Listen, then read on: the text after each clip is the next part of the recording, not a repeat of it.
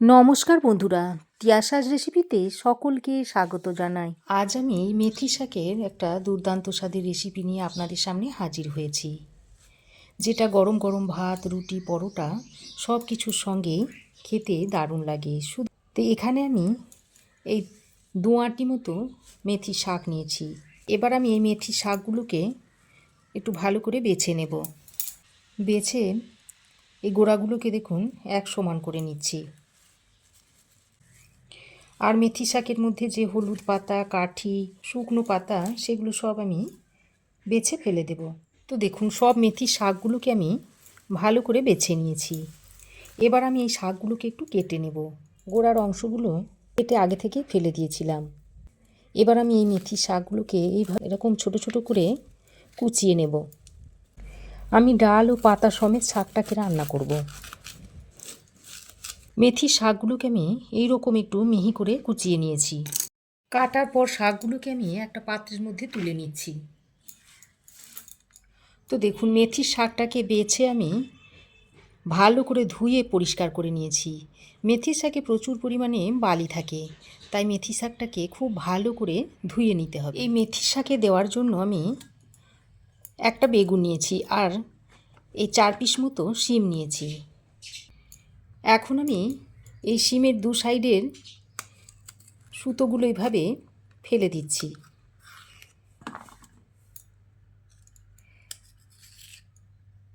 সব শিমের সুতোগুলোকে আগে আমি ছাড়িয়ে ফেলে দেব। শিমের সুতোগুলোকে আমি ছাড়িয়ে ফেলে দিয়েছি। এবার এই শিম 4টিকে আমি একটু সরু সরু করে কুচিয়ে নেব। অনেকেই আছেন মেথি শাক খেতে পছন্দ করেন, আবার অনেকেই আছেন পছন্দ করেন না। তো এইভাবে যদি তৈরি করে একবার খাওয়ান, তাহলে যারা পছন্দ করেন না তারাও আবারও খেতে চাইবে।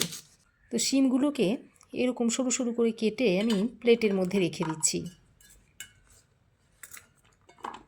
তারপর যে বেগুনটা নিয়েছিলাম সেই বেগুনটাকে কেটে নেব। বেগুনের মুখের অংশটা কেটে ফেলে দিয়ে এবার বেগুনটাকে 2 ভাগে ভাগ করে নিচ্ছি।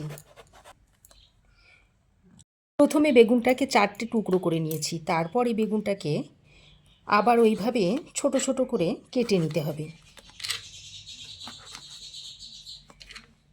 তো দেখুন বেগুনটাকে এরকম ছোট ছোট করে কেটে নিয়েছি।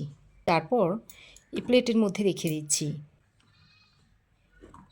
দেখুন শিম, বেগুন আর একটা আলু কেটে আমি ভালো করে ধুয়ে প্লেটের মধ্যে নিয়ে নিয়েছি।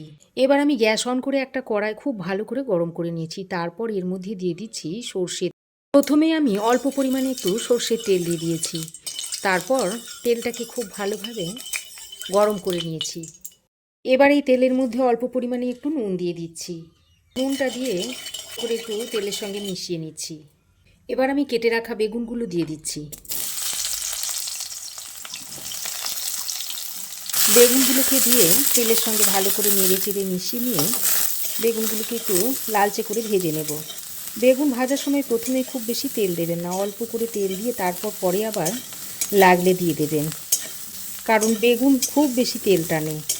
বেগুনটাকে আমি একটু ঢাকা দিয়ে ভেজে নিচ্ছি। এইভাবে ঢাকা দিয়ে ভেজে নিলে বেগুনটা খুব তাড়াতাড়ি ভাজা হয়ে যায় আর তেলটাও কম টানে। তো ঢাকা দিয়ে আমি বেগুনটাকে এরকম সুন্দর করে ভেজে নিয়েছি।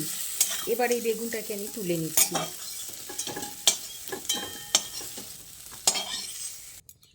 দেখুন বেগুনগুলো ভেজে আমি তুলে নিয়েছি। এবার ওই কড়াইতে আমি যে মেথি শাকটা কেটে ধুয়ে রেখে দিয়েছিলাম সেটা এই শুকনো কড়াইতেই দিয়ে দিচ্ছি। এখানে কিন্তু আমি কোনো রকম তেল বা জল কিছুই দিচ্ছি না। শাকটা দেওয়ার পর এর মধ্যে অল্প পরিমাণে একটু নুন দিয়ে দিচ্ছি। তারপর নুনটা দিয়ে শাকটাকে ভালো করে নেড়েচেড়ে মিশিয়ে নিচ্ছি। তো খুব ভালো করে নেড়েচেড়ে মিশিয়ে নিয়ে এবার আমি একটা ঢাকনা লাগিয়ে 3-4 মিনিট মতো এইভাবে রেখে দেব। ঢাকা দিয়ে আমি 3-4 মিনিট মতো রেখে দিয়েছিলাম। আর দেখুন শাকটা বেশ অনেকটাই নরম হয়ে গেছে। এবার আরও কিছুক্ষণ এইভাবে নাড়াচাড়া করে মিশিয়ে নিয়ে এই যে জলটা বেরিয়েছে সেই জলটাকে কিছুক্ষণ শুকিয়ে নেব। তেতো হওয়ার জন্য মেথির শাক অনেকেই খেতে পছন্দ করেন না, তো এইভাবে একবার রান্না করে দেখবেন, যারা পছন্দ করে না তারাও খেয়ে নেবে। দেখুন বন্ধুরা, মেথির শাকটাকে আমি শুকনো কড়াইয়ে শুধু নুন দিয়ে এইভাবে ঝরঝরে করে একটু ভেজে নিয়েছি। এবার আমি মেথির শাকটাকে তুলে নিচ্ছি।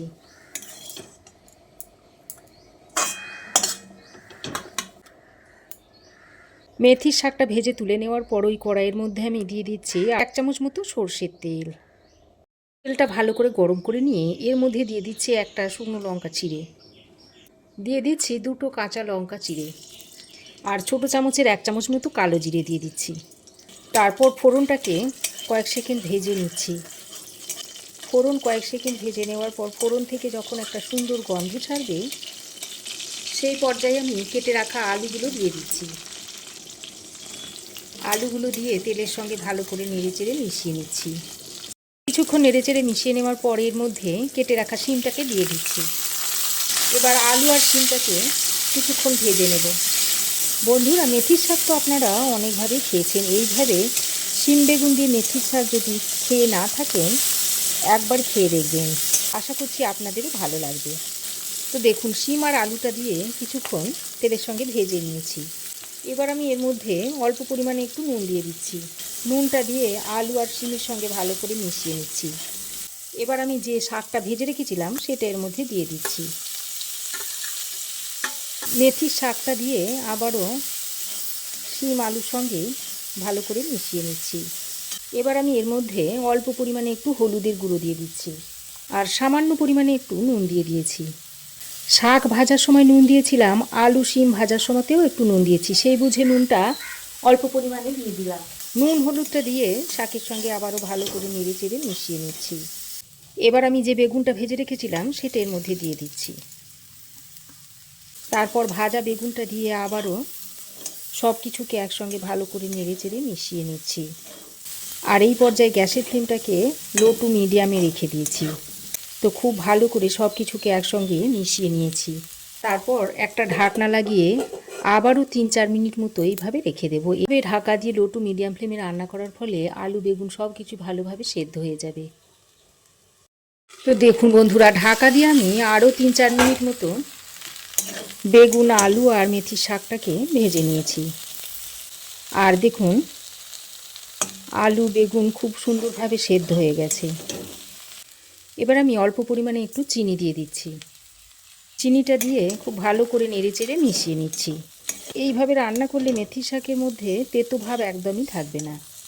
তো চিনিটা দিয়ে খুব ভালো করে নেড়েচেড়ে মিশিয়ে নিয়ে আমি এর মধ্যে দিয়ে দিচ্ছি 1 চামচ পোস্ত। পোস্ত দানাটা দিয়ে আবারও শাকের সঙ্গে খুব ভালো করে নেড়েচেড়ে মিশিয়ে নিতে হবে। তারপর আরও 2 মিনিট মতো এইভাবে ভেজে নেব। আর এই পোস্ত দানাটা দেওয়ার কারণে মেথি শাকের স্বাদটা দ্বিগুণ হারে বেড়ে যাবে। তো দেখুন বন্ধুরা, পোস্ত দানাটা দিয়ে আরও 2 মিনিট শাকের সঙ্গে ভালো করে ভেজে নিয়েছি। আর রেসিপিটা এখন সার্ভ করার জন্য একেবারেই রেডি হয়ে গেছে। এবার আপনারা এটা রুটি, পরোটা, ভাত সব কিছুর সঙ্গেই খেতে পারবেন। খেতে অত্যন্ত সুস্বাদু হয়।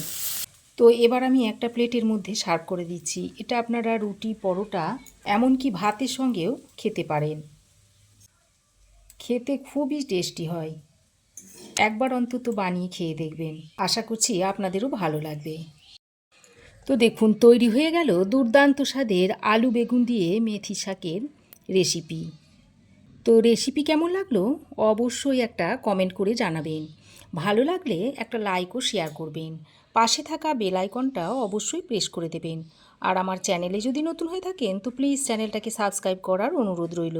আজ এ পর্যন্তই। আবার দেখা হবে নতুন কোনো রেসিপি নিয়ে নেক্সট এপিসোডে। সে পর্যন্ত ভালো থাকবেন, সুস্থ থাকবেন। ধন্যবাদ।